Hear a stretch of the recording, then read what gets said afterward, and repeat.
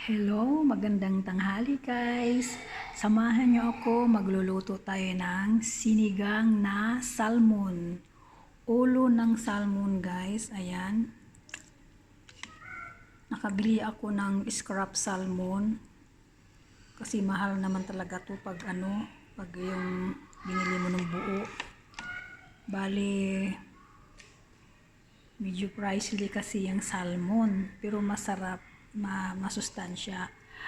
At ang ating mga sangkap guys ay ayan ang ating sibuyas, kamatis, sili haba, at ang ating gulay, talong, okra, at saka repolyo. Yan lang ang mayroon ako dito. At siyempre ang ating sinigang mix. Ayan. Mag-umpisa na tayong magluto. Ayan, maglagay na ako ng tubig sa ating. Ubos-ubos na ang ating tubig sa ating gagamitin. Lagay natin ang ating kamatis, ang ating sili haba, at ang ating sibuyas. Unahin natin paglagay guys ang mga gulay kasi madali maluto ang isda kaysa ating okra at saka talong. Maglalagay muna tayo ngayon ng asin. Ito ang ating asin. Ayan. Antayin lang natin kumulo at ating ilalagay ang ating mga gulay. Kumulo na, ilagay na natin ang ating okra kasi ang okra ang medyo matagal maluto. Ayan. Wala akong green leaves guys, katulad ng kangkong o pechay. Mahirap kasi bumili dito. Kaya ito lang ang mayroon sa ref namin, kaya ito lang ang aking mga gulay. Ayan, antayin lang natin lumambot ang ating okra at isunod natin ang ating talong. Pag medyo nakakulo na siya. Kasi ito ang medyo matagal maluto sa ating isda. Ang isda, ilang kulo lang, luto na. Sunod ng ating talong guys. Masarap ang talong. Maraming sustansya ang ating mga gulay. Maraming fiber. Ang talong, maraming fiber. Ang okra, maraming fiber. Ang cabbage, maraming fiber.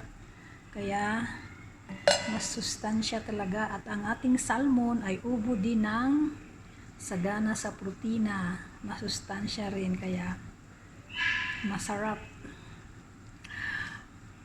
Tulad naming mga katulong, maraming trabaho, pagod, kailangan talaga namin masustansyang pagkain kasi wala naman kaming iniinom dito na vitamins.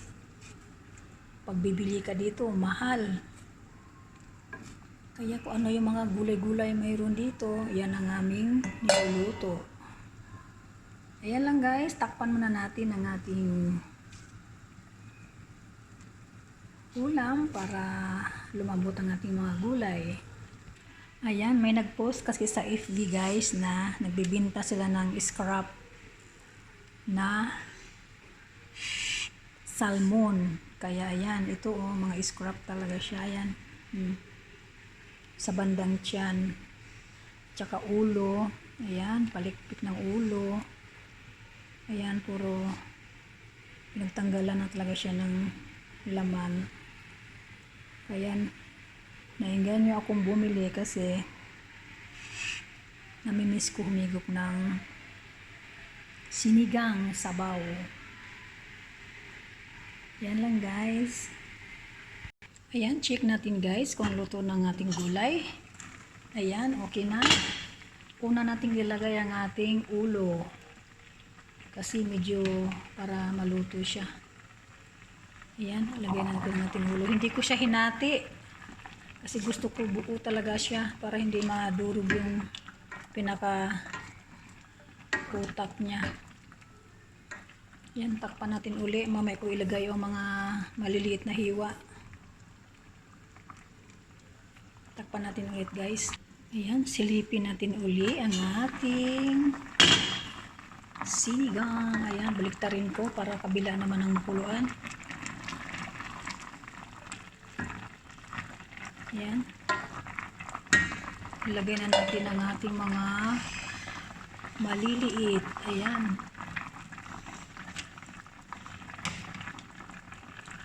Talagang pinag-ano siya, no? Talagang mga scrap siya.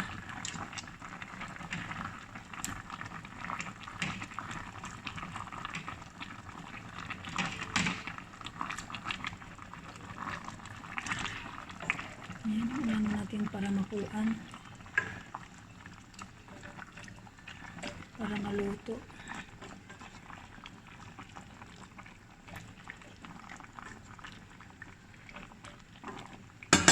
Ayan, takpan natin uli para maluto siya. Mamaya natin lalagyan ng sinigang mix. Check natin uli. Ayan.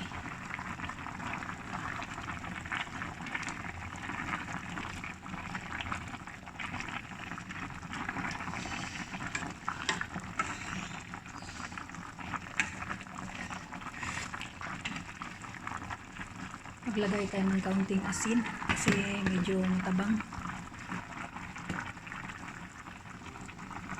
Ayan, maglagay tayo ng asin.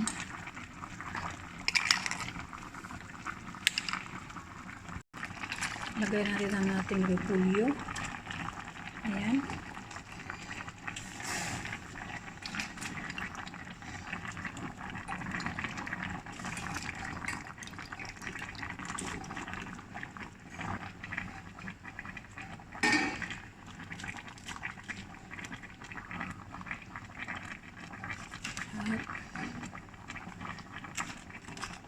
Dali lang naman maluto ang repolyo. Ayaw ko ng gano'ng maraming sabaw kasi baka mamaya parang na tayong ano nito, buntis na lumulutang sa sabaw. Ayan. Baliktarin lang natin. Ilalagay na natin ang ating sinigang mix, guys. Ito ang ating sinigang mix. Dito lang para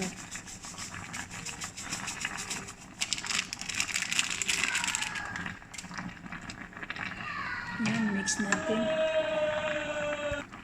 Ayan guys, takpan lang natin ng ilang minuto at okay na ang ating sinigang na salmon. Ayan, check ulit. Mas masarap kasi ang repolyo na malutong-lutong.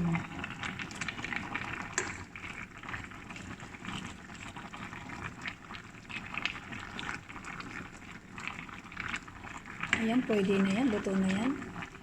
Ayan guys, maraming salamat sa inyong suporta. Huwag kalimutan mag-subscribe sa aking channel at pindutin ang notification bell para ano kayo sa aking mga susunod na mga video. Maraming salamat sa inyo. God bless po.